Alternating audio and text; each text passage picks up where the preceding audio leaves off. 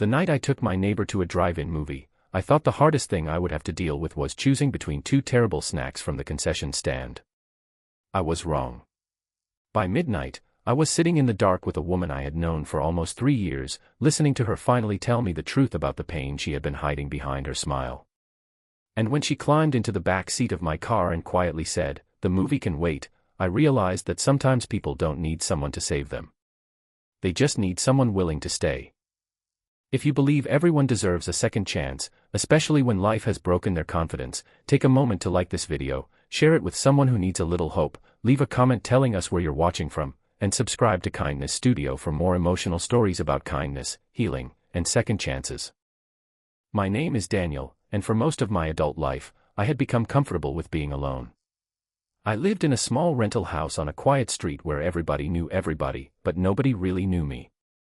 I worked long hours repairing electrical systems, came home exhausted, cooked simple meals, and spent most evenings sitting on my porch with a cup of coffee. After losing my fiancée 2 years earlier, I had stopped believing that life had anything unexpected left for me. I wasn't bitter about it. I simply stopped looking. Then there was Emily, my neighbor. She lived 3 houses down in a pale blue home with white shutters and a garden that was always perfectly maintained. She was 32, had shoulder-length brown hair, kind eyes, and the habit of smiling at people even when she looked exhausted. We had spoken hundreds of times about ordinary things. Packages delivered to the wrong house. Garbage day. The weather. Her stubborn rose bushes. My broken fence. Nothing important. Nothing personal. But I noticed things. I noticed that Emily stopped going out on weekends. I noticed that her car sometimes remained parked in the driveway for days. I noticed that the lights in her kitchen stayed on late at night. Most of all, I noticed that her smile had changed. It looked less like happiness and more like something she had practiced. One Friday afternoon, I was carrying groceries toward my house when she appeared on her porch. She looked at me and asked whether I had any plans for the evening. I told her I probably didn't. She smiled and said there was a drive-in movie playing an old romantic comedy she had always wanted to see, but she didn't want to go alone. I almost said no.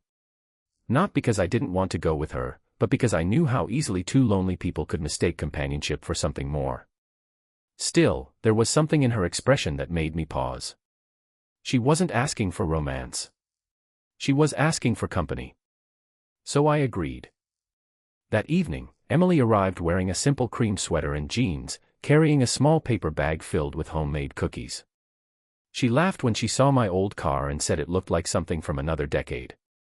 I told her that was exactly why I loved it. On the way to the theater, she played songs from her phone while I pretended not to know half the lyrics.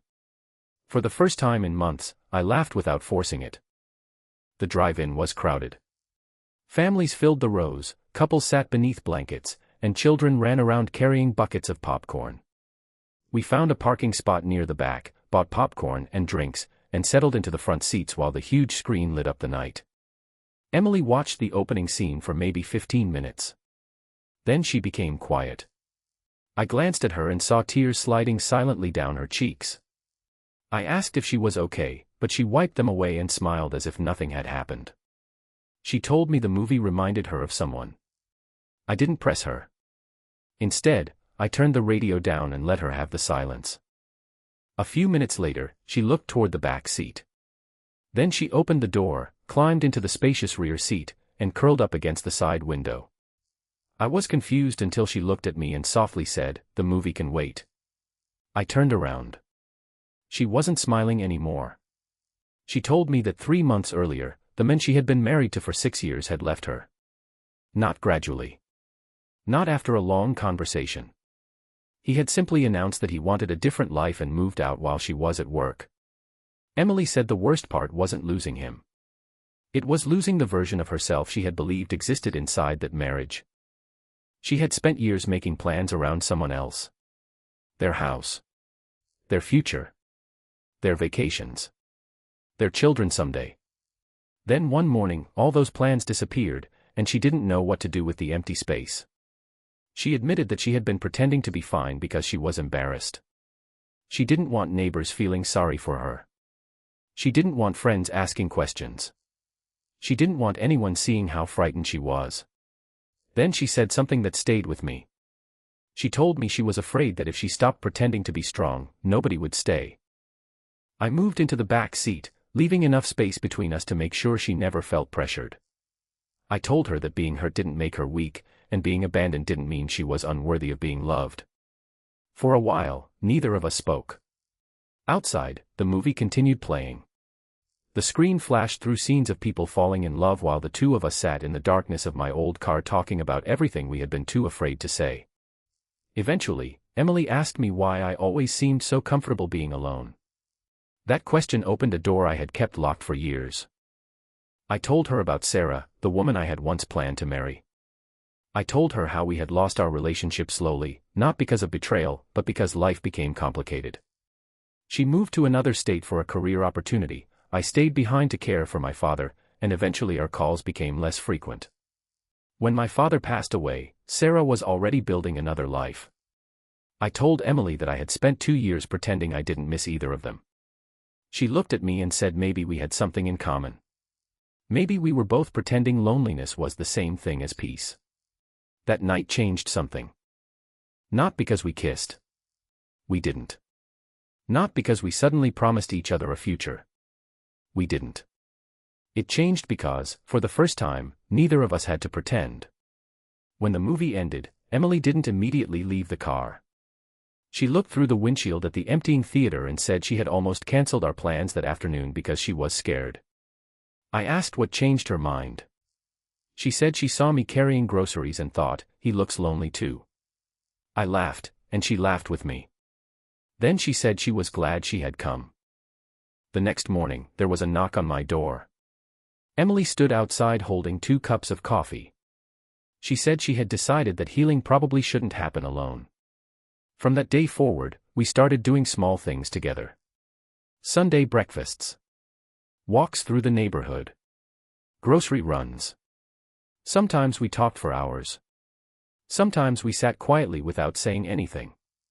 Months passed. Emily began rebuilding her life. She joined a community art class. She started seeing old friends again. She replaced the empty rooms in her house with plants, books, and photographs of places she wanted to visit. And slowly, her smile became real again. I changed too. I started answering invitations instead of making excuses. I repaired my neglected backyard. I began taking weekend trips. I stopped measuring my future by what I had lost. One evening, almost a year after that drive-in movie, Emily and I returned to the same theater. We parked in nearly the same spot. This time, she brought homemade cookies again. The movie started. She looked at me and smiled. Then she reached for my hand. There was no dramatic confession. No perfect speech. Just 2 people who had once been afraid of being left, finally realizing they didn't have to face the future alone. I squeezed her hand and looked at the giant screen. She whispered that the movie was actually pretty good this time. I smiled and told her that maybe we should let it play. Because the movie could wait that first night. But this time, neither of us had to. If this story touched your heart, please like the video, share it with someone who may be quietly struggling, and subscribe to Kindness Studio. Sometimes one small act of kindness can become the beginning of someone's second chance. And before the story ends, I have one special request: comment "second chances" if you believe nobody should have to heal alone. Because sometimes the person sitting quietly beside you isn't looking for a perfect solution.